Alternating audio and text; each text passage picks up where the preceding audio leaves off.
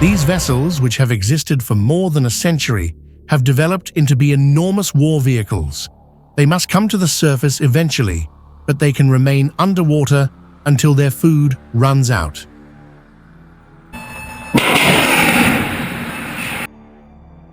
After millions of dollars in repairs, these US nuclear submarines must undergo a mad process of undocking from shipyards, which is one of the reasons they surface in the first place. Before America was even a nation, the Norfolk Naval Shipyard in Portsmouth, Virginia, was established in 1776.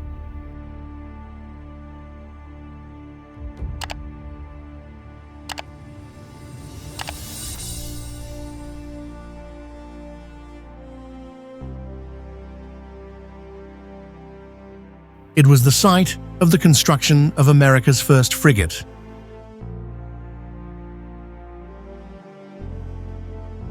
One of the original 6 in the US Navy, and it has served in every significant US conflict. When Los Angeles-class submarines like the USS Toledo arrived at Norfolk Naval Shipyard, it marked the beginning of a busy engineered overhaul in Dry Dock 2.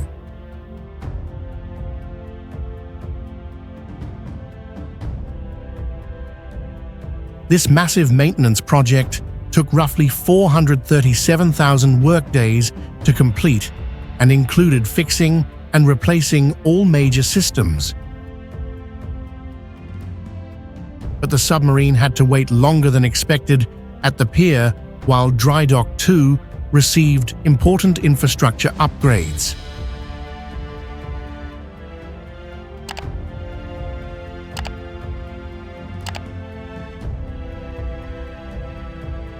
Despite the fact that these changes to the historic site took longer than anticipated,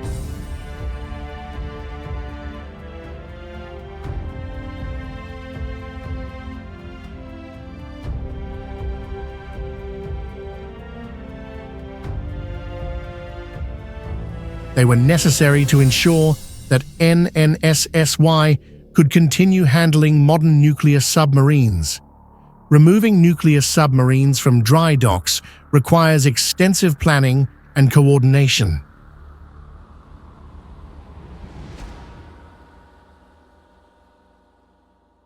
Initially, water is gradually added to the dry dock, while the submarine's trim and safety are continuously pier work.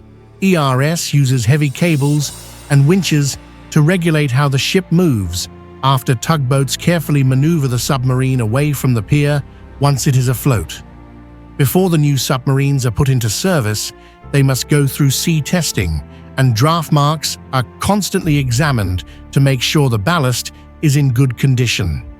Submarine sea trials are the outcome of years of development and testing. The ship undergoes a number of rigorous tests after leaving the dock, including shallow and deep dives, emergency surfacing protocols, and weapon system inspections.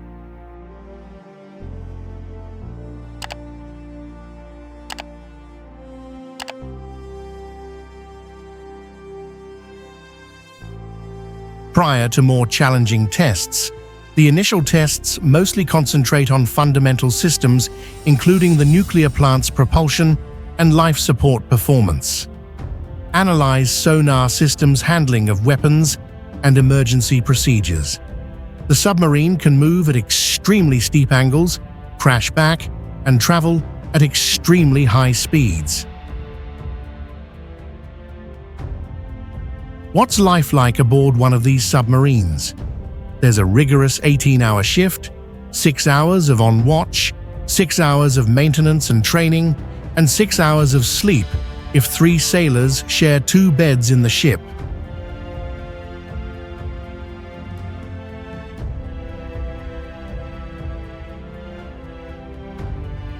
The environment is completely artificial. The air is recycled, the water is produced, and there hasn't been any natural light for months. Even walking must be done quietly during classified missions, and the submarine has no radio contact at all. However, there is a benefit to being a submarine.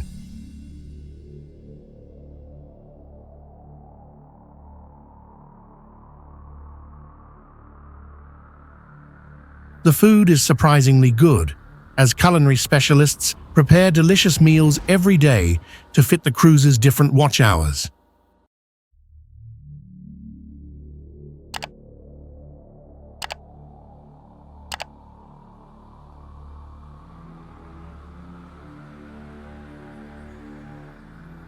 The submarine's namesake is sometimes symbolized by themed decorations at mass.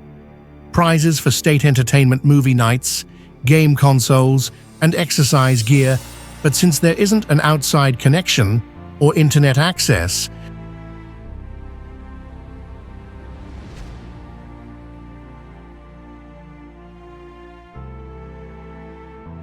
the staff comes up with creative ways to keep themselves entertained during their limited. There comes a point when every submarine becomes too old and must finish its career. These occurrences are known as decommissioning.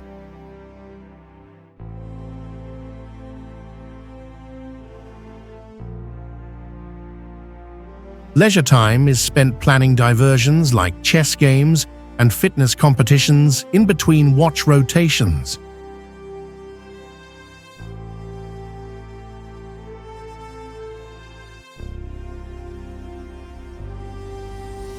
When a nuclear submarine arrives to a designated location, like the naval-based kit Submarine,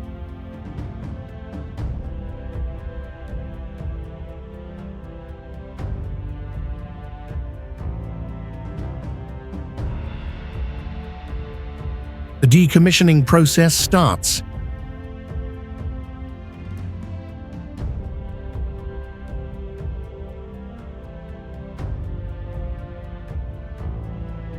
The submarine must first go through the challenging process of defueling its nuclear reactor, which calls for specialized personnel and strict safety guidelines.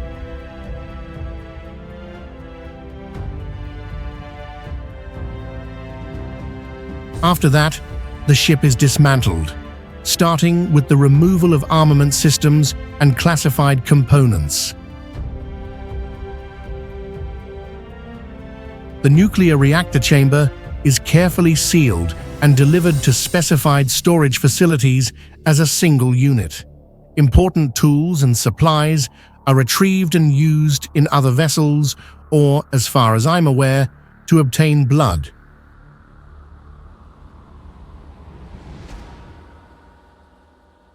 The HLE is divided and handled in compliance with strict nuclear and environmental regulations. The process often takes place over a number of years and involves multiple authorities supervising the proper handling of radioactive materials.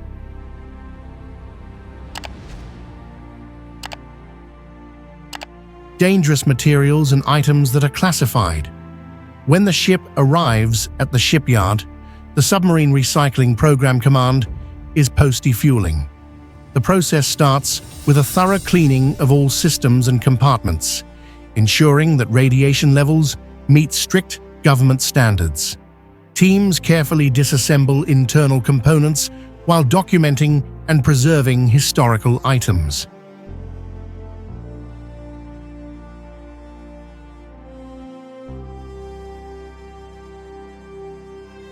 All dangerous materials, including as lead-based paint and asbestos PCBs, are removed in compliance with environmental regulations.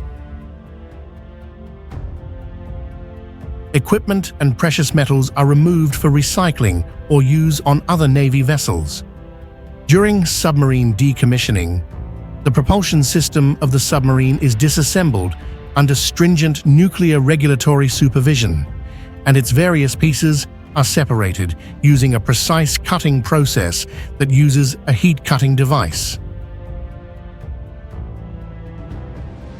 Before removal crews first locate multiple safe lifting spots for each part, which typically weighs around 2,000 tons, extensive planning and engineering calculations are required for each section, weighing hundreds to thousands of tons.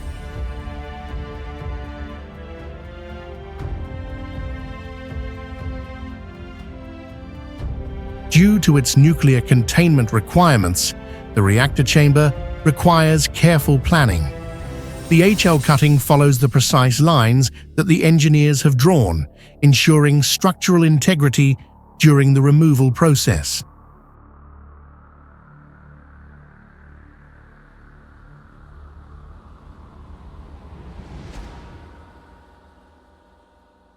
The ideal weather conditions must include little wind and clear visibility.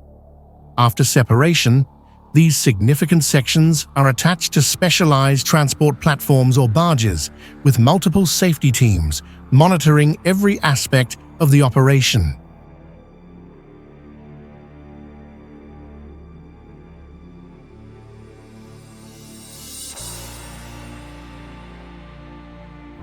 The entire process requires careful coordination between safety specialists, cutting crews, riggers, and engineers.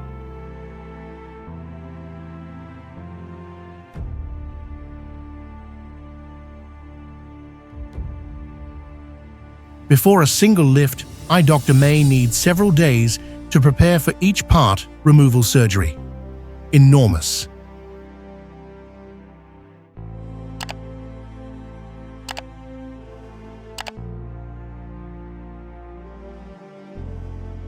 At Navy shipyards, gantry cranes are engineering.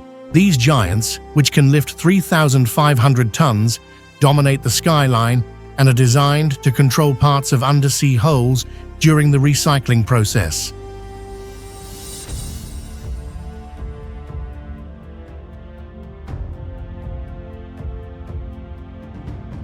When moving enormous loads, a number of cranes usually work in tandem to maintain ideal equilibrium. Components with thousands of tons of weight. The reactor compartment component by itself typically weighs 2,000 tons and requires exceptional. With precision, transport crane operators work from higher control stations.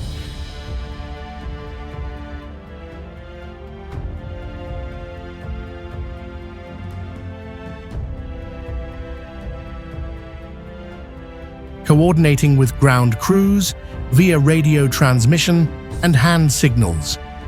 Wind speeds must stay below specified criteria, which are frequently 15 knots before any major lift operations begin. The hoisting process involves multiple attachment points and the use of advanced rigging equipment designed for submerged sections. To ensure the safe transportation of these large components, engineering teams carefully plan each lift, calculating exact lift angles and centers of gravity. Some decommissioned submarines are modified, although not all are destroyed.